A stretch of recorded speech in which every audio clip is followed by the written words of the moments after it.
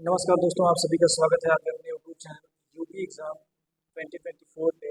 दोस्तों, आपके उत्तर प्रदेश पुलिस भर्ती की जो पुनर्परीक्षा यानी एग्ज़ाम है, उसकी डेट आ चुकी है। आज है आपके 7 अगस्त।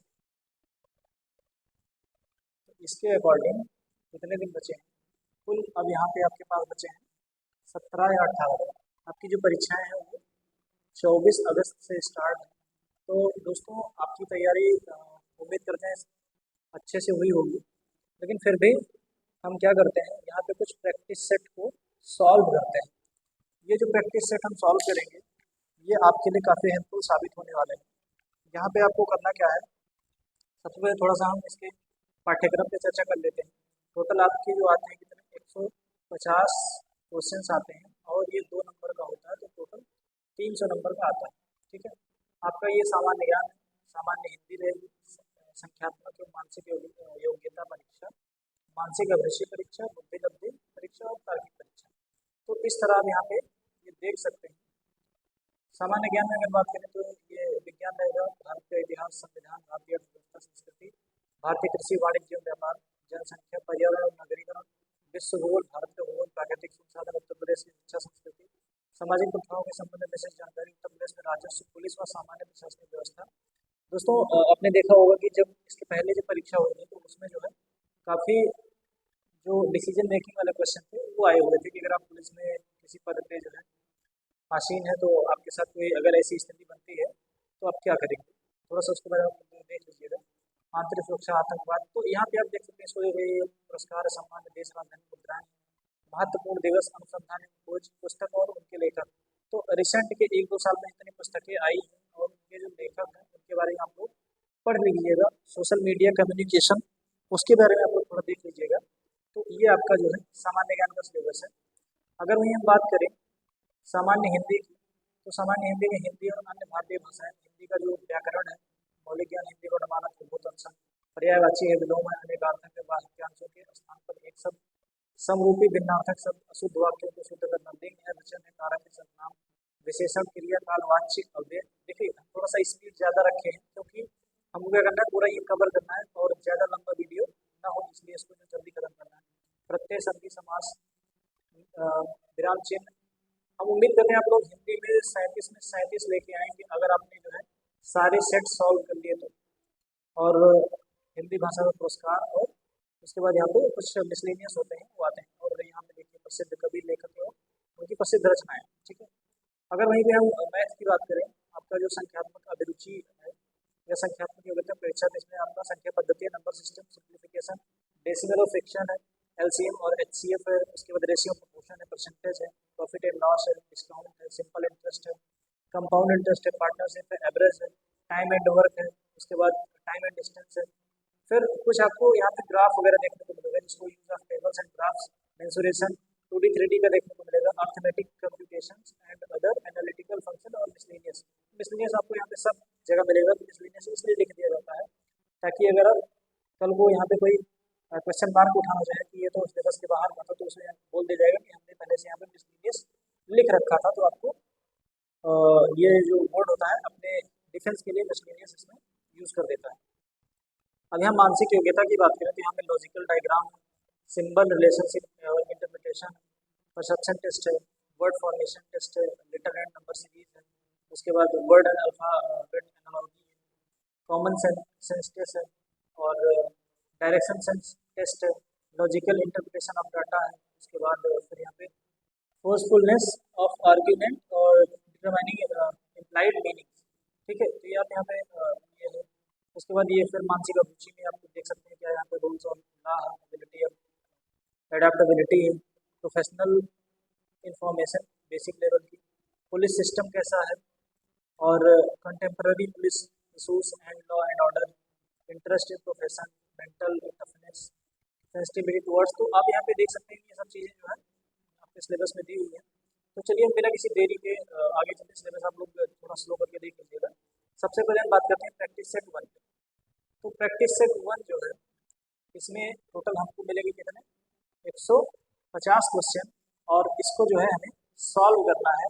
कोशिश करेंगे कि इसको हम 2 घंटे में ख़त्म कर दें। अगर नहीं ख़त्म होता है तो थोड़ा सा वीडियो को हम क्या करेंगे, फास्ट फॉरवर्ड कर देंगे और स्पीड जो है ताकि थोड़ा सा जल्दी आ जाए। अब देखिए सबसे पहले क्या करना है आपको, आग फिल्म की कथा आधारित है। इस तरह के जो पैसेज आए तो सबसे पहले हमको क्या करना है, सबसे पहले हमको क्वेश्चन पढ़ना है, उसके बाद इस पैसेज को पढ़ना है। तो यहाँ पे कह रहा है आग फिल्म की कथा आधारित है, तो सबसे पहले यहाँ पे पढ़ेंगे आग राज कपूर द्वारा निर्मित जैसी पहली फिल्म थी जिसका सिनेमाघरों में प्रदर्शन 1948 में था। उस समय किसी ने यह सोचा भी नहीं था कि यह 23 साल का नौजवान फिल्मी दुनिया में एक क्रांति लेकर आएगा। इस फिल्म में एक नव स्वतंत्र देश के नौजवानों की इच्छाओं की कहानी है। तो देखिए आपका यहाँ पे इसका राइट आंसर क्या हो जाएगा, सी हो जाएगा कि ये जो फिल्म है नौजवानों पे आधारित है। नेक्स्ट है आग फिल्म या आग नामक फिल्म का प्रदर्शन वर्ष है। तो देखो यहाँ पे ये प्रदर्शन था 1948 में, तो इसका राइट आंसर क्या हो जाएगा, बी हो जाएगा। तीसरा है इनमें से कौन आग फिल्म की नायिका नहीं है। ठीक है, तो आगे हम फिर पढ़ेंगे। स्वतंत्र देश के नौजवानों की इच्छाओं की कहानी है जो अपनी जिंदगी को नए ढंग से जीना चाहते हैं। इसमें उस समय की 3 प्रसिद्ध नायिकाएं नरगिस हैं, तो देखो यहाँ पे नरगिस ऑप्शन में है। उसके बाद कामिनी कौशल है, तो कामिनी कौशल भी है। फिर यहाँ पे निगार सुल्ताना है, तो निगार सुल्ताना है। मधुबाला यहाँ पे पैसेज में नहीं दिया और पूछ भी रहा है कि इसमें कौन सी आग फिल्म की नायिका नहीं, तो इसका जो आपका राइट आंसर होगा ये आपका बी आंसर होगा कि मधुबाला जो है वो इस आग फिल्म में नायिका के रूप में ये नहीं। तो दोस्तों आगे हम बात करते हैं अगले क्वेश्चन पे। अगला क्वेश्चन कह रहा है कि इस फिल्म का प्रभाव राज कपूर की किस फिल्म में है। दोस्तों यहाँ पे कह रहा है कि इस फिल्म का प्रभाव राज कपूर की किस फिल्म में है। तो सुहाग का दिन, आवारा, सत्यम शिवम सुंदरम और श्री 420। अब चलिए हम फिर थोड़ा सा क्या करते हैं, फिर पैसेज को पढ़ते हैं। इस फिल्म के लेखक इंद्राज आनंद और छायाकार बी एन रेड्डी थे। संगीत पृथ्वी थिएटर्स के अस्थायी संगीतकार राम रामजी ने तैयार किया था। इस फिल्म की छाप अथवा प्रभाव आगे की सत्यम शिवम सुंदरम तथा मेरा नाम जोकर आदि में देखा जा सकता है। तो इसका राइट आंसर क्या होगा, सत्यम शिवम सुंदरम 4 का सी।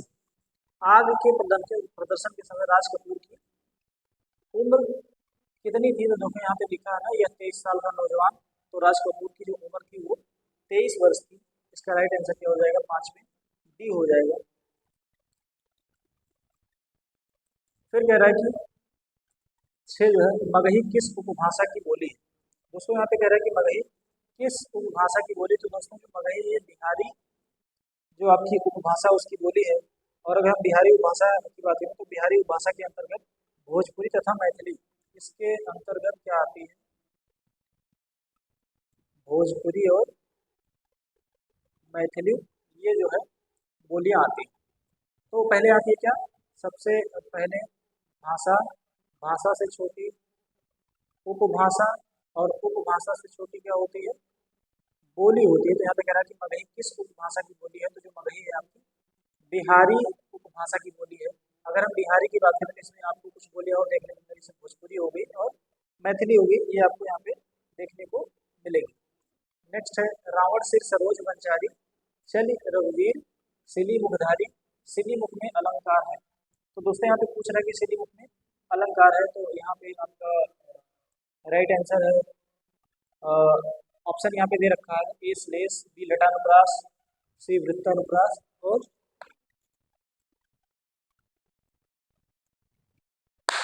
डी जो है आपका उपमा अलंकार यहाँ पे दे रखा है। तो दोस्तों इसमें आपका जो 7 में है राइट आंसर क्या हो जाएगा आपका, ये ए होगा श्लेष। अब यहाँ पे जब श्लेष की बात करते हैं तो जब काव्य में किसी शब्द का प्रयोग एक बार किया गया हो लेकिन उसके अर्थ एक से अधिक हो तो वहां पे श्लेष अलंकार होता है। शब्द का प्रयोग कैसे हो, शब्द का प्रयोग सिर्फ एक बार हो, ठीक है, लेकिन उसके जो अर्थ उसके अर्थ हो कितने हो, उसके अर्थ जो है एक से अधिक हो, यानी कि यहाँ पे हम लिखते हैं अनेक, ठीक है। तो वहाँ पे श्लेष अलंकार होता है। तो यहाँ प्रश्न में क्या दिया है, चौपाई में सिलीमुखी के 2 अर्थ हैं। सिलीमुख मतलब बाढ़ तथा भौरा। तो जो सिलीमुख होता है, सिलीमुख का मतलब क्या होता है, एक तो बाढ़ भी होता है और दूसरा सिलीमुख भौरे को बोलते हैं। तो यहाँ पे आप देख रहे हैं कि एक से अधिक अर्थ निकल रहे हैं, तो यहाँ पे कौन सा अलंकार होगा, श्लेष अलंकार होगा। नेक्स्ट है कि विस्मय स्थायी, विस्मय स्थायी भाव किस रस में होता है। तो यहाँ पे ऑप्शन दे रखा है, ए है हास्य, बी है शांत, सी है अद्भुत और डी है विभत्स। तो 8 में आपका राइट आंसर क्या होगा, सी होगा। जो आपका विस्मय है ये अद्भुत नामक रस में जो है पाया जाता है। और अगर हम अद्भुत अद्भुत रस का स्थायी भाव जो होता है, स्थायी भाव की बात करें तो विस्मय होता है। वहीं पे हास्य का जो स्थायी भाव होता है वो हास होता है। शांत का जो होता है वो निर्वेद होता है, निर्वेद होता है, या फिर सम या वैराग्य होता है। वहीं पे विभत्स की बात करें तो इसका जो होता है वो विभत्स का जुगुप्सा होता है। ठीक है दोस्तों, नेक्स्ट है यहाँ पे कह रहा है 9 नंबर में, गुरु गोविंद दो खड़े काको लागे पाए, बलिहारी गुरु आप गोविंद देव बताया। तो यहाँ पे कह रहे हैं कि उक्त पद्यांश के रचयिता कौन। तो दोस्तों यहाँ पे जो ये ऊपर पद्यांश दिया हुआ है, ऑप्शन इसके आपके रहीम दास है, दादू है, सी कबीर दास है, और डी है तुलसीदास। तो इसका जो राइट आंसर होगा ये जो है, इसके रचयिता कबीर दास है। और ये जो पंक्तियां हैं ये कहाँ से ली गई हैं, ये पंक्तियां बीजक से ली गई। नेक्स्ट है 10 नंबर, चौपाई छंद में कितनी मात्राएं होती हैं।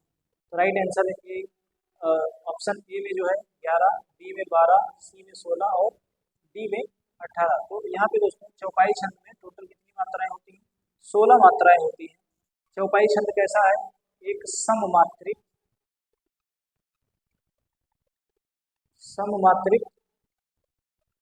छंद है। ठीक है, तो इसके प्रत्येक चरण में 16 मात्राएं होती है और अंत में क्या होता है, गुरु वर्ण होता है। तो इसके प्रत्येक चरण में 16 मात्राएं होती है और अंत में क्या होता है, अंत में इसमें गुरु वर्ण होता है। और अंत में जगड़ और तगड़ का आना वर्जित होता है। इसमें क्या होता है, जगड़ भी वर्जित होता है और तगड़ भी वर्जित होता है। यहाँ पे हम डिटेल में नहीं जाएंगे कि जगड़ तगड़ और गुरु वर्ण क्या होता है, बस आपको क्या करना है ये देखना है। ठीक है, अब हम फिर आगे चलते हैं। कह रहा है 11 नंबर, 11 नंबर कह रहा है कि यदि ए ओ औ और औ के बाद कोई भिन्न स्वर आए तो इनके स्थान पर क्रमशः अय आय और आव हो जाता है। ये कौन सी संधि है। तो दोस्तों ये आपकी ऑप्शन ए दीर्घ, बी गुण, सी वृद्धि और डी अयादि संधि है। तो दोस्तों यदि ए अय ओ और औ के बाद कोई भिन्न स्वर आता है तो इनके स्थान पर क्रमशः अय आय औ और आव हो जाता है। तो इसमें क्या है, अयाद संधि है। तो दोस्तों ये आपका राइट आंसर क्या हो जाएगा, डी हो जाएगा। अब नेक्स्ट हम चलते हैं, यहाँ पे कह रहा है कि इस प्रश्न में वाक्य के पहले और अंतिम भाग को क्रमशः एक और क्या कह रहा है, 1 और 6 की संख्या दी गई है। बीच में आने वाले अंश को 4 भागों में बांटकर या ला ला संख्या दी गई है। ये चारों उचित क्रम में नहीं है, इन चारों को उचित क्रम में लगाइए ताकि एक शुद्ध वाक्य का निर्माण हो। तो दोस्तों यहाँ पे क्या है, एक मजदूर, यहाँ पे पहले नंबर में क्या रखा, 1 है और लास्ट में 6 है। इसके बीच में हमको क्या है मिलाना है। अगर कि मजदूरों की बस्तियों में अब यहाँ पे पढ़ना क्या है, वहाँ के बेकार रहने वाले व्यक्तियों के और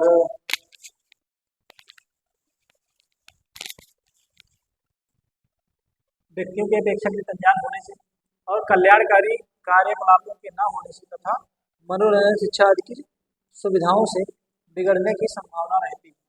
तो अगर हम 12 नंबर की बात करें तो इसमें हम देखते हैं कि क्या होगा। तो सबसे पहले कि यहाँ पर अगर मजदूरों की बस्तियों में व्यक्तियों के अपेक्षाकृत अनजान होने से, व्यक्तियों के अपेक्षाकृत अनजान होने से, तो सबसे पहले हम क्या लिखेंगे, रा लिखेंगे। उसके बाद अनजान होने से तथा मनोरंजन शिक्षा आदि की सुविधाओं, तो यहाँ पे क्या होगा, वह होगा सुविधाओं। उसके बाद अब देखिए गाँव आने गया है तो हम अब ला पे चलेंगे, सुविधाओं और कल्याणकारी कार्यकलापों के ना होने से। तो ये आपका ना हो जाएगा, ना होने से वहाँ के बेकार रहने वाले व्यक्तियों के बिगड़ने की संभावना रहती है। तो इस प्रकार आपका रा व ला या हो जाएगा। तो इसका राइट आंसर क्या होगा, ए हो जाएगा।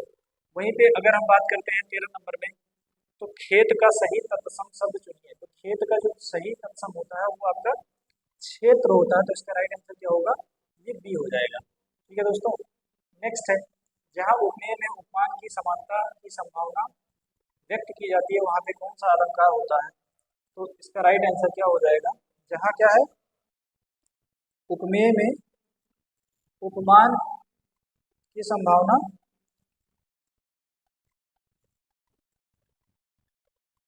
व्यक्त की जाती है वहाँ पे उत्प्रेक्षा अलंकार होता है। ठीक है दोस्तों, तो यहाँ पे क्या है, उत्प्रेक्षा अलंकार होता है। इस प्रकार के काव्य में सामान्यतः क्या कोई कैसे शब्द हमको देखने को मिलते हैं? मानव, मनु, मनहु, इस तरह के हमको शब्द मिलते हैं, या फिर जानो, जान, जन, जनो, तो इस तरह के शब्द हमको यहाँ पे देखने को मिलते हैं। जैसे आपका मुख मानव चंद्रमा के समान है, तो यहाँ पे देखो मानव शब्द देखने को मिला, तो कौन सा? उत्प्रेक्षा अलंकार। ठीक है। 15 है, देख सुदामा की दीन दशा करुणा करके करुणा ने रोए।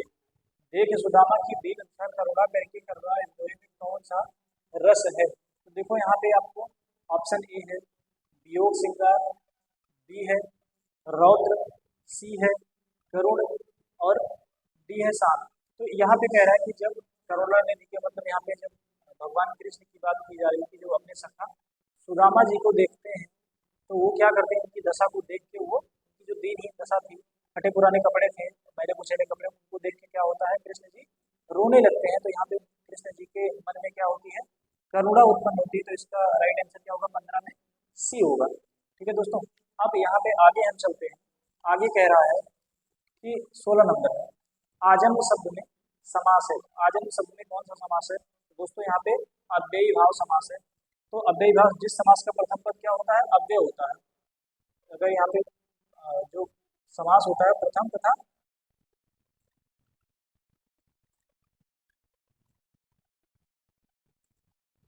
द्वितीय पद, ठीक है, प्रथम पद क्या हो? अव्यय हो, तथा क्या हो? प्रधान हो। ठीक है, तो उसे अव्ययी भाव समास कहते हैं। जैसे यहाँ पे आजन्म हो गया, अगर हम बात करें तो आपका आजन्म हो गया, उसके बाद यथाशक्ति हो गया, यथाशक्ति हो गया, उसके बाद हर दिन हो गया, हर दिन, प्रतिदिन, उपकूल, अनुकूल, ये सब क्या है? ये सब आपके अव्ययी भाव समास है। नेक्स्ट है, कह रहा है कि तल्लीन शब्द में सही उपसर्ग का विच्छेद कीजिए। तो यहाँ पे क्या है? तल प्लस लीन, तद प्लस लीन, तत् प्लस लीन, और यहाँ पे तत् प्लस लीन। तो देखो यहाँ पे आपको पहला तो ए और बी नहीं होगा, सी और डी में आपको कंफ्यूजन होगा कि सी और डी में किसको लगाए हैं। तो देखो यहाँ पे तत्, ता और ता पूरा लिखा हुआ है, तो ये आपका सी वाला नहीं होगा। वहीं पे डी क्या है? डी में ता में लास्ट में हल लगा हुआ, हल लगा हुआ है, तो आपका ये राइट आंसर क्या हो जाएगा? तत्लीन हो जाएगा, तत् प्लस लीन। ठीक है, ये क्या है? ये व्यंजन संधि। ये कैसी संधि है? ये जो है व्यंजन संधि है। और देखिए व्यंजन संधि में बहुत सारे हमको भेद पढ़ने को मिलते हैं। तो यहाँ पे क्या बना है, यदि पहला वर्ण क्या हो, उनमें से पहला, अगर दो वर्णों में संधि हो रही है, पहला वर्ण क्या हो? व्यंजन हो, और दूसरा वर्ण व्यंजन या स्वर हो, तो जो विकार होगा उसे क्या कहते हैं? व्यंजन संधि कहते हैं। नेक्स्ट है, हंस पत्रिका के संपादक कौन थे? तो दोस्तों हंस पत्रिका के जो संपादक थे वो आपके मुंशी प्रेमचंद जी थे। और इसके बाद फिर अगर बात करें तो ये जो पत्रिका है 1930 में, 1930 में वाराणसी में, वाराणसी पहले का जो है बनारस था, वहाँ भी प्रकाशित होती थी। और अगर हम बात करें कि निराला की, तो निराला जो है ये समन्वय पत्रिका, निराला जी ने क्या लिखा था?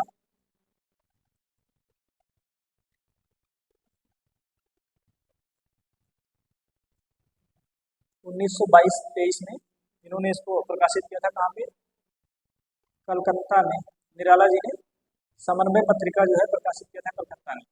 वहीं पे अगर हम बात करें धर्मवीर भारती, भारती की, तो देखो उनका नाम था धर्मवीर, और इन्होंने लिखा धर्मयोग।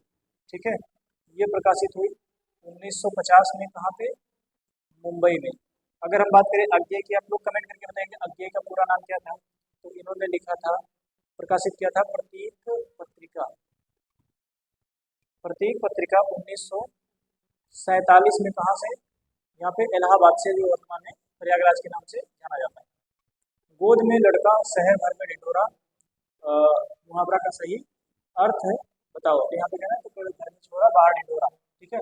इसका मतलब देखो अर्थ हम देखते हैं, मैंने क्या है, छोटे शिशु को तलाशना, अत्यधिक शरारती बालक, पास में वस्तु रहते हुए चारों में खोजना, छोटे बालक की प्रशंसा करना। तो इसका 19 का जो राइट आंसर क्या होगा, ये सी हो जाएगा। 19 में आपका क्या होगा, सी होगा। अब 20 पे आते हैं। निम्न पंक्तियों में सही अलंकार का चयन कीजिए।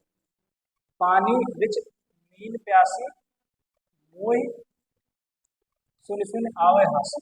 तो यहाँ पे कह रहा है कि कौन सा अलंकार है। तो दोस्तों 20 में आपका अगर हम बात करें तो पहला क्या है, विभावना है, अतिशयोक्ति है, सी में विशेषोक्ति है और डी में उपमा है। यहाँ पे कह रहा है पानी रिच नींद प्यासी मोह सुन सुन आवे हंसी। तो इसमें जो है विशेषोक्ति अलंकार है। अब विशेषोक्ति के बारे में थोड़ा सा बात करते हैं। जहाँ पर कारण के रहते हुए भी कार्य का ना होना पाया जाए वहाँ विशेषोक्ति यानी कि विशेष स्थिति उत्पन्न हो रही है। जैसे क्या है कि पानी के बीच में अगर मछली है तब भी वो प्यासी है, तो क्या है, यहाँ पे कारण उत्पन्न है लेकिन तब भी कार्य नहीं हो पा रहा है, तो इसलिए यहाँ पे विशेषोक्ति अलंकार कहा गया है। और अब आगे चलते हैं क्वेश्चन नंबर 21 पे। क्वेश्चन नंबर 21 कह रहा है वाक्य के शुद्ध भाग, वाक्य के अशुद्ध भाग या त्रुटिपूर्ण भाग का चयन कीजिए। यदि कोई त्रुटि ना हो तो भाग डी को चिन्हित कीजिए। यहाँ पे कह रहा है महामहिम, महामहिम राष्ट्रपति, ठीक है दोस्तों। 21 नंबर में कह रहा है महामहिम राष्ट्रपति हमारे संस्थान में स्वर्ण जयंती समारोह का उद्घाटन करेगा, कोई त्रुटि नहीं। तो दोस्तों यहाँ पे सबसे पहले चीज की, अगर किसी सम्मानीय व्यक्ति की बात की जाती है तो वहाँ पे हमेशा जो क्रिया होती है वो बहुवचन के रूप में उसका प्रयोग किया जाता है। तो देखो यहाँ पे क्या है, महामहिम राष्ट्रपति हमारे संस्थान में स्वर्ण जयंती समारोह का उद्घाटन करेंगे। क्या होगा यहाँ पे, अगर लिखा होता करेंगे तब सही रहता, अदरवाइज ये सी वाला आंसर क्या है आपका, जो सी वाला ऑप्शन है वो गलत है। जैसे कहते हैं ना कि अगर मान लीजिए आपकी प्रधानाध्यापक है तो हम ये नहीं कहेंगे प्रधानाध्यापक आ रहा है, कहते हैं प्रधानाध्यापक आ रहे हैं। तो जो सम्मानीय व्यक्ति होता है, सम्मानीय व्यक्ति होता है तो उसके सम्मान में हम क्या करते हैं, उसके सम्मान में सदैव बहुवचन प्रयोग किया जाता है। निम्नलिखित में से कौन सा लुटेरा शब्द में प्रयुक्त प्रत्यय है। तो देखो लुटेरा किससे बना, लूट से बनाना, तो लूट में हमने क्या जोड़ा, एरा जोड़ा, तो आपका क्या बन गया, लुटेरा बन गया। तो इस प्रकार इसका राइट आंसर क्या हो जाएगा, ये हो जाएगा। नेक्स्ट है 23 में रीत्यानुसार शब्द का संधि विच्छेद क्या होगा। तो इसका संधि विच्छेद होगा आपका ये, अगर हम बात करें 23 में तो आपका 23 में हो जाएगा रीति अनुसार। अगर हम संधि विच्छेद करते हैं तो जो दोनों शब्द निकलते हैं वो कैसे होने चाहिए, सार्थक शब्द होने चाहिए। तो रीत से कोई सार्थक शब्द नहीं होता, अनुसार तो सही है, रीत भी कोई सार्थक शब्द नहीं है, रीतु भी सार्थक शब्द नहीं है। तो यहाँ पे जो रीति है वो सही लिखी हुई, इस प्रकार आपका राइट आंसर क्या हो जाएगा, ये हो जाएगा। 24 में बात करते हैं निम्नलिखित शब्दों में से हनुमान का पर्यायवाची शब्द नहीं। तो हनुमान का पर्यायवाची शब्द नहीं है। देखिए बजरंगबली हनुमान जी को कहा जाता है, पवन सुत हनुमान जी को कहा जाता है, कपीश्वर, कपि मतलब क्या होता है, कपि मतलब बंदर होता है, और यहाँ पे हनुमान जी को क्या कहा जाता है, बंदरों का ईश्वर कहा जाता है, इसलिए उनको कपीश्वर कहा जाता है, कपीश्वर, ठीक है। लेकिन अगर हम राम भक्त की बात करें तो राम भक्त बहुत सारे लोग थे, इसीलिए यहाँ पे जो राम भक्त है आपको वो राइट आंसर है, मतलब कि पर्यायवाची शब्द हनुमान जी का बजरंगबली का नहीं है। तो दोस्तों ये क्या है, इसका राइट आंसर ये हो जाएगा। नेक्स्ट है 25 में कौन सा वाक्य सही है, बैल और बकरी घास चरती है, बैल और बकरी घास चरते हैं, बैल और बकरी घास चरता है, बैल और बकरी घास चरती है। तो आपका 25 में क्या होगा, राइट आंसर बी हो जाएगा। क्यों होगा इसके बारे में बात करते हैं। वाक्य रचना के नियम के अनुसार यदि विभिन्न लिंगों के कर्ता, यहाँ पे क्या है, विभिन्न लिंग की बात हो रही है, मतलब कि एक से अधिक लिंग के कर्ता और से जुड़े हों, क्या हो, यहाँ पे मान लेते हैं एक पुल्लिंग है दूसरा है स्त्रीलिंग, ये दोनों कैसे जुड़े हों, और से जुड़े हों। जैसे मैंने कहा कि बैल और गाय, ठीक है, पानी। अब आगे देखिए यहाँ पे क्या है, बैल क्या है, पुल्लिंग है, गाय स्त्रीलिंग है, और ये किससे जुड़े हुए हैं, और शब्द के द्वारा ये जुड़े हुए हैं तो इसमें हमेशा जो क्रिया होगी वो बहुवचन लगेगी, तो यहाँ होगा पानी पीते हैं, तो इसका राइट आंसर क्या हो जाएगा, बी हो जाएगा। नेक्स्ट है 26 में। 26 में कह रहा है निम्नलिखित में से कौन सा काटना का तत्सम है। तो दोस्तों ए का मतलब है कटन, बी का है कटित, सी है कर्तन और डी है कट्टित। तो इसका जो 26 का राइट आंसर होगा ये आपका सी हो जाएगा। जो काटना है वो तद्भव शब्द है और सी जो है कर्तन, ये कैसा है, ये तत्सम शब्द है और इसी कर्तन से ही काटना बनाया गया है।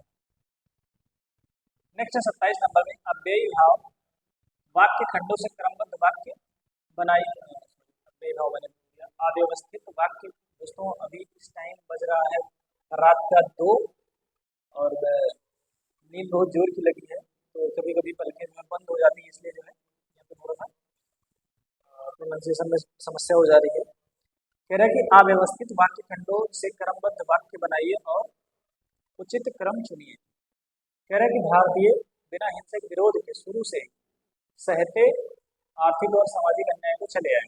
ठीक है, तो यहाँ पे सबसे पहले क्या होगा, हम लिखेंगे शुरू से ही भारतीय बिना हिंसक विरोध के ही, शुरू से ही भारतीय बिना हिंसक विरोध के आर्थिक और सामाजिक अन्याय को सहते चले आए। तो सबसे पहले आपका क्या होगा, 3 नंबर होगा। सबसे पहले क्या होगा आपका 3 नंबर होगा।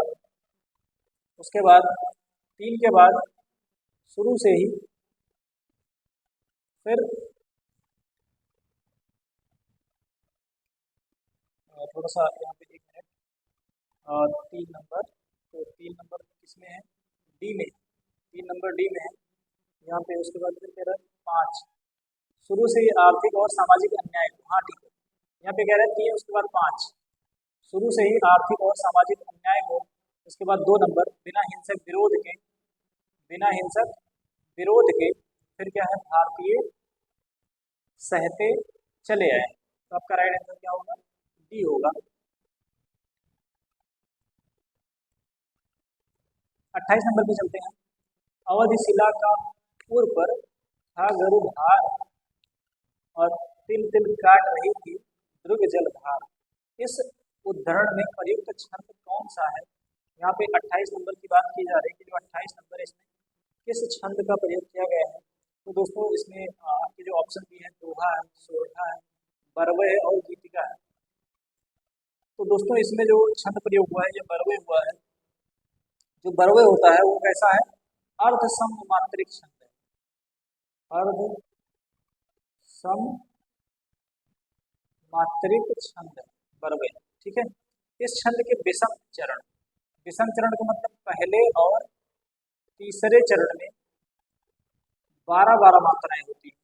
वहीं अगर हम दूसरे और चौथे चरण की बात करें तो इसमें 7-7 मात्राएं होती है। सम चरणों के अंत में क्या होता है, जगड़ या तगड़ आने से, मतलब जो सम चरण होते हैं, मतलब ये 2 और 4, सम चरण का मतलब 2 और 4 जो है, यहाँ पे क्या आता है, जगड़ और तगड़ आता है। जिससे क्या होता है, जिससे छंद में जो है मिठास बढ़ती है। वहीं पे अगर हम बात करें तो यति जो है प्रत्येक चरण के अंत में होती है, प्रत्येक चरण के अंत में क्या होती है, यति होती है। आगे अब हम बात करें तो आगे जो है आपका कह रहा है कि परुष शब्द का विलोम है, परुष शब्द का विलोम है। ऑप्शन ए 29 में, ए में कह रहा है अपौरुष, बी में सरल, डी में कठोर, सी में कठोर और डी में कोमल। तो दोस्तों यहाँ पे परुष लिखा है, आप लोग अक्सर गलती करेंगे अपौरुष लगा देंगे और परुष का क्या होगा, यहाँ पे कोमल हो जाएगा, क्योंकि परुष का अर्थ क्या होता है, कठोर होता है। सरल का विलोम कठिन तथा पौरुष का विलोम अपौरुष। यहाँ पे क्या होता है, ऐसे हम इसको काट देते हैं, विलोम का मतलब ऐसे करके बनोगे काट दो, तो अपौरुष का पौरुष, सरल का क्या होगा, कठिन होगा, कठोर का क्या होगा, कठोर का वैसे अगर हम बात करें तो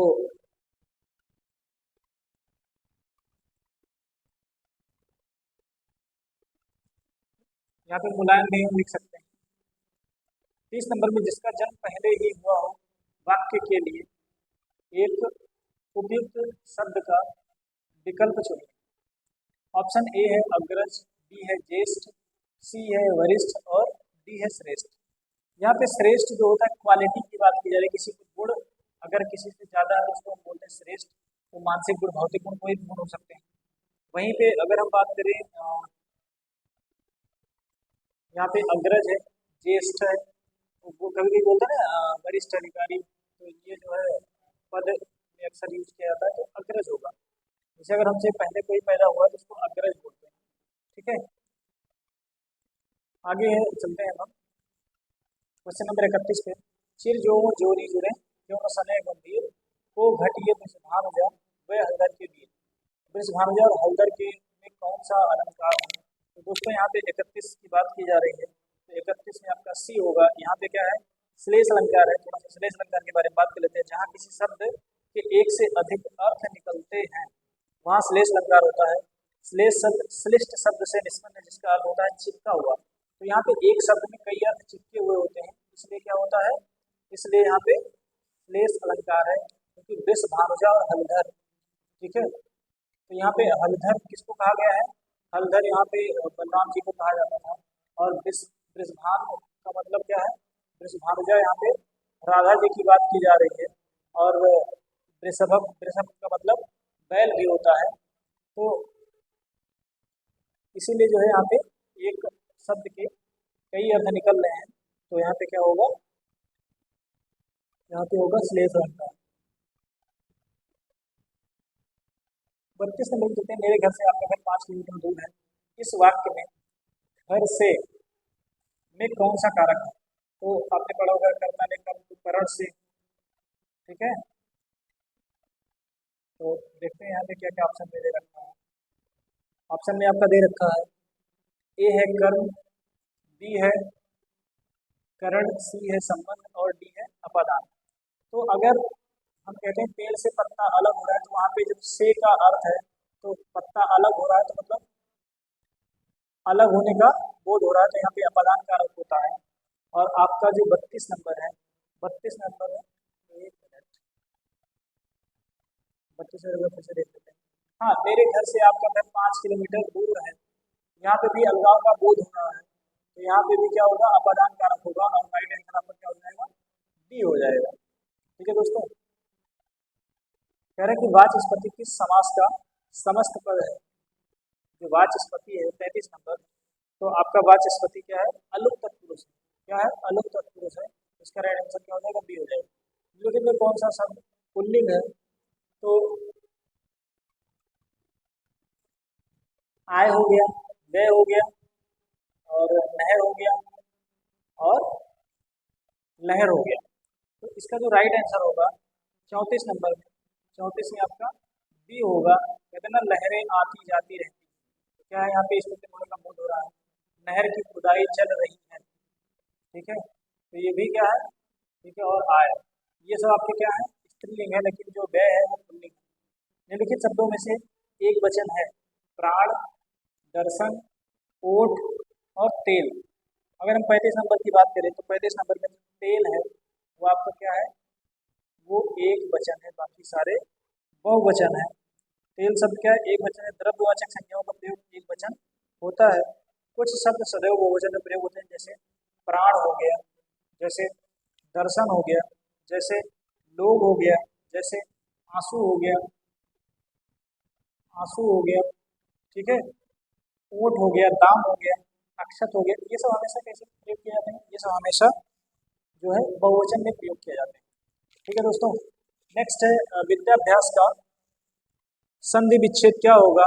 तो इसका संधि विच्छेद हो जाएगा आपका सी, विद्या प्लस अभ्यास। ठीक है, तो यहाँ पे आपका कौन सा है,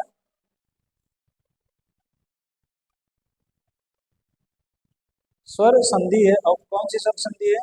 तो ये दीर्घ स्वर संधि, दीर्घ स्वर संधि है। दोस्तों आपको कमेंट करके बताया कि दीर्घ स्वर संधि जो होती है उसमें जो है उसका नियम क्या होता है, कमेंट करके आप बताइए। जय पराजय में कौन सा समास है? तो जय और पर, यहाँ यहाँ पे जय पराजय। अगर हम 37 की बात करें तो 37 में आपका सी है, द्वंद है, क्योंकि यहाँ पे एक दूसरे से विपरीत शब्द का बोध हो रहा है, इसलिए यहाँ पे क्या होगा, द्वंद समास होगा। नेक्स्ट है इनमें से शुद्ध वर्तनी वाला शब्द कौन सा है? एक है अन्वेषण, फिर अन्वेषण, अन्वेषण, अन्वेषण। तो इसमें 38 में ए वाला आपका राइट आंसर है, बाकी सारे गलत है। अब थोड़ा सा हम सामान्य जानकारी की बात करते हैं दोस्तों। यहाँ पे थोड़ा सा टाइम जरूर नहीं, एग्जाम हॉल में आपको ना तो बोलना रहता है ना तो आपको एक्सप्लेन करना रहता है, इसलिए आप 2 घंटे में जो भी टाइम रहता है उसमें आप क्वेश्चन को सॉल्व कर लेते हैं। लेकिन यहाँ पे आपको क्या है, यहाँ पे हमको थोड़ा सा चीज़ों को एक्सप्लेन भी करना है। अब हम बात करते हैं सामान्य जानकारी यानी कि जनरल नॉलेज के बारे में बात करते हैं। तो कह रहा है शेखा झील के नाम से एक नया पक्षी विहार का विकास किया जा रहा है। तो आपका शेखा झील कहाँ पे बनाया जा रहा है दोस्तों? लखनऊ में है, वृंदावन और कानपुर में है, तो इसका राइट आंसर क्या होगा? अलीगढ़ होगा। तो शेखा झील भारत की उत्तर प्रदेश के अलीगढ़ जिले में स्थित एक ताजे पानी की झील है। जो शेखा झील है ये कैसी झील है? ये ताजे पानी की झील है। कहाँ पे स्थित है? आपके अलीगढ़ शहर में स्थित है। अलीगढ़ का और क्या प्रसिद्ध है? तो अलीगढ़ का ताला प्रसिद्ध है। ठीक है दोस्तों, अलीगढ़ का ताला प्रसिद्ध है। और प्रवासी पक्षियों के मुफीद इस झील को एक नए राष्ट्रीय पक्षी विहार के रूप में क्या किया जा रहा है? विकसित किया जा रहा है। ठीक है दोस्तों, नेक्स्ट है 40 नंबर में, उत्तर प्रदेश के निम्नलिखित में से कौन सा वन्य जीव अभ्यारण्य 1975 में स्थापित किया गया था? तो 40 में ए है किशनपुर, बी है कतनिया घाट, सी है रायपुर और डी है चंबल। तो दोस्तों यहाँ पे आपका राइट आंसर क्या हो जाएगा? बी हो जाएगा। जो कतनिया घाट था ये 1975 में स्थापित किया गया था। वहीं पे अगर हम किशनपुर की बात करें तो किशनपुर 1972, और रायपुर की बात करें तो आपका जो रायपुर है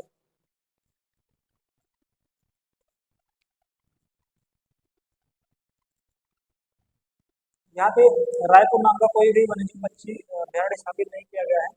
एक रानीपुर, जो रानीपुर है जो 1977 में स्थापित किया गया था, 1977 में।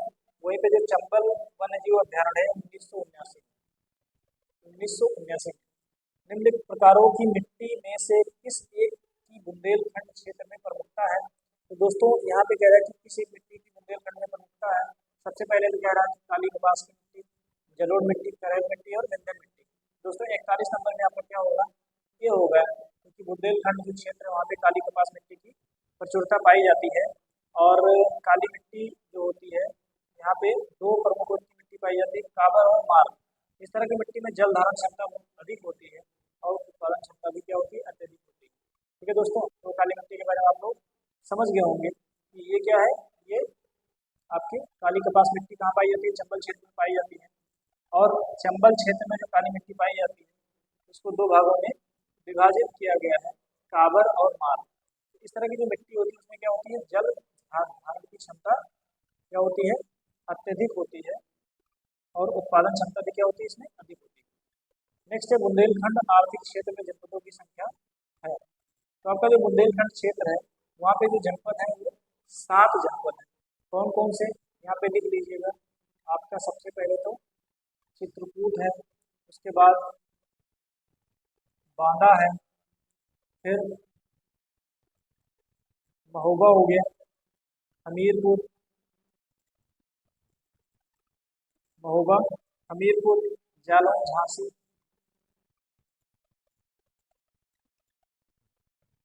जालौन, झांसी, और एक और बच रहा है जिसको ललितपुर बोलते हैं, ललितपुर बोलते हैं। ठीक है दोस्तों, तो यहाँ पे आपको टोटल बुंदेलखंड आर्थिक क्षेत्र में जो बुंदेलखंड इकोनॉमिक जोन बनाया गया है वहाँ पे यूपी के जो 7 जनपद हैं, चित्रकूट हो गया, झांसी हो गया, बांदा हो गया, महोबा हो गया, जालौन हो गया, ललितपुर, हमीरपुर, ये 7 जिले शामिल हैं। उत्तर प्रदेश दिवस कब मनाया जाता है? दोस्तों यहाँ पे थोड़ा सा ये हंसने वाला क्वेश्चन है, क्योंकि हम 24 और 26 में कंफ्यूज हो जाते हैं। तो 43 में क्या है? 43 में हमको सी राइट आंसर हमारा है कि हमारा जो उत्तर प्रदेश है ये 24 जनवरी 1950 को इसका फॉर्मेशन किया गया था। इस प्रकार हम कह सकते हैं उत्तर प्रदेश दिवस 24 जनवरी 1950 को मनाया जाता है। 26 जनवरी को हमारा क्या होता है, संविधान लागू होता है। इस दिन से हम क्या, इस दिन को गणतंत्र दिवस के रूप में मनाते हैं। गणतंत्र दिवस के रूप में हम इसको मनाते हैं।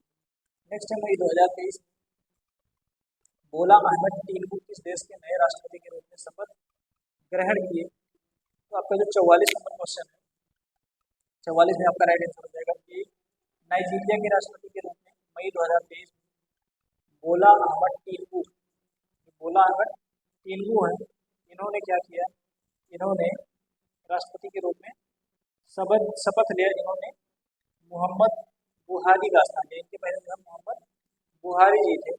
थोड़ा सा ये इस वाले क्वेश्चन में क्या बात होती है, स्थापना दिवस वाले में, इसकी स्थापना जो हुई थी 1950 में हुई थी, और इसका नाम पहले क्या था, यूनाइटेड प्रोविंसेस यानी कि संयुक्त प्रांत, और इसका नाम बदल के फिर रखा गया उत्तर प्रदेश। और 2018 में उत्तर प्रदेश सरकार ने प्रथम बार 24 जनवरी को उत्तर प्रदेश दिवस के रूप में मनाना शुरू किया। इसके पहले उत्तर प्रदेश दिवस नहीं मनाया जाता था, लेकिन 2018 से जब पार्टी चेंज हुई तो फिर तब से क्या हुआ, तब से ये मनाया जाने लगा। और स्वदेशी रूप से विकसित भारी वजनी तारपीनों का समुद्र के भीतर सफल परीक्षण किया गया। इस तारपीनों का नाम क्या है। तो दोस्तों यहाँ पे पूछा जा रहा है कि समुद्री रूप से विकसित वजनी भारी वजनी तारपीनों का समुद्र के भीतर सफल परीक्षण किया गया, इस तारपीनों का नाम क्या है। तो यहाँ पे ब्रह्मास्त्र है, रुद्रास्त्र है, सूर्यास्त्र में से कोई नहीं। तो अगर हम 45 नंबर की बात करें तो 45 नंबर यहाँ पे क्या होगा, बी होगा। वरुणास्त्र की वरु जो है जल से संबंधित है, और यहाँ पे किसकी बात की जा रही है, वजनी तारपीनों की बात की जा रही है। तो समुद्र के भीतर इसका सफल परीक्षण किया गया, तो इस तारपीनों का नाम क्या है, वरुणास्त्र। ठीक है। और ये जो है 6 जून 2023 को 6 जून 2023 को सफल परीक्षण इसका किया गया। इसका नाम वरुणास्त्र रखा गया। ये बिजॉग स्थित नौसेना विज्ञान और तकनीकी प्रयोगशाला द्वारा विकसित किया गया है। ये एक एंटी सबमरीन टारपीडो, क्या है, एंटी सबमरीन टारपीडो। जून 2023 में मुख्यमंत्री योगी आदित्यनाथ ने प्रधानमंत्री कुशल स्वनिधि योजना के 3 वर्ष पूर्ण होने पर अवसर पर कहाँ स्वनिधि महोत्सव का शुभारंभ किया। तो दोस्तों इसका राइट आंसर क्या हो जाएगा, इसका राइट आंसर होगा आपका बी, गोरखपुर में इसका क्या हुआ था। 5 जून 2023 को यूपी के सीएम योगी आदित्यनाथ ने स्वनिधि योजना को 3 वर्ष पूरे होने के गोरखपुर में स्वनिधि महोत्सव का शुभारंभ किया। योजना रेडी पट्टी वालों को डेढ़ से संबंधित। भारत में वैदिक सभ्यता डैश डैश नदी के किनारे विकसित हुई। तो दोस्तों यहाँ पे वैदिक सभ्यता की बात हो रही है, तो 47 में आपका क्या होगा, डी होगा, क्योंकि जो वैदिक सभ्यता थी वो कहाँ पे हुई थी, वैदिक सभ्यता आपकी सरस्वती नदी के किनारे विकसित हुई थी। और ये 1500 ईसा पूर्व, कब से, 1500 बीसी से, 1500 बीसी से 600 बीसी तक जो है ये विकसित है। ऋग्वेद में सरस्वती नदी को नदियों की अग्रवती, नदियों की माता, वाणी, प्रार्थना व कविता की देवी, बुद्धि को तीव्र करने वाली, संगीत की प्रेरणादायी कहा गया। और यहाँ पे सरस्वती नदी जो है ऋग्वेद की सबसे पवित्र नदी मानी जाती है, जिसे नदीतमा, नदियों की माता कहा गया है। सरस्वती नदी राजस्थान के रेगिस्तान में विलीन हो गई। 48 नंबर में मलिक इख्तियार उद्दीन अल-दुनिया ने रजिया सुल्तानपुर किस किले में कैद किया था। तो दोस्तों 48 नंबर में आपका राइट आंसर डी हो जाएगा। जो रजिया सुल्तानपुर को भटिंडा के किले में, ये भटिंडा का किला मुबारक में, भटिंडा में जो जगह तो वहाँ पे किला बना था, उस किले का नाम था मुबारक, और तो इस प्रकार रानी से बाहर हुआ था, भटिंडा के मुबारक किले में रखा गया। नेक्स्ट है मध्यकालीन स्वतंत्रता के संदर्भ वली शब्द का क्या अर्थ है। तो यहाँ पे वली शब्द का अर्थ है संत। वली शब्द का संत से, मध्यकालीन सूफी परंपरा के संदर्भ में वली शब्द का संत से होता है सूफी मत का बुनियाद सिद्धांत प्रेम, सूफी सिलसिला इस्लाम की एक परंपरा है। 50 नंबर पे चलते हैं। 50 नंबर निम्नलिखित में से कौन सा कथन अंग्रेजी की कराची 1931 के संदर्भ में सही है? तो यहाँ पे दोस्तों आप तो गांधी जी समझौते की पुष्टि हुई, महात्मा गांधी ने अधिवेशन की घोषणा की थी, आयोजन में खिलाफत आंदोलन आरंभ किया गया। तो अगर 50 की बात करें तो 50 में आपका रेट क्या हो जाएगा कि 1931 में क्या होता, गांधी जी समझौता हुआ था, और ये समझौता सरदार वल्लभ भाई पटेल की अध्यक्षता में कराची में हुआ था। तो क्या है, और उसी टाइम पे कांग्रेस का विशेष अधिवेशन भी मार्च 1931 में सरदार वल्लभ भाई पटेल की अध्यक्षता में कराची में होता। कराची अधिवेशन के पूर्ण स्वराज के साथ गांधी समझौते पैक्ट, इसको बोलते गांधी पैक्ट को स्वीकार कर लिया गया। इस अधिवेशन में मौलिक अधिकारों का शीर्षक प्रस्ताव भी स्वीकार किया गया। ठीक है दोस्तों, और गांधी जी ने कहा कि गांधी मर सकता है,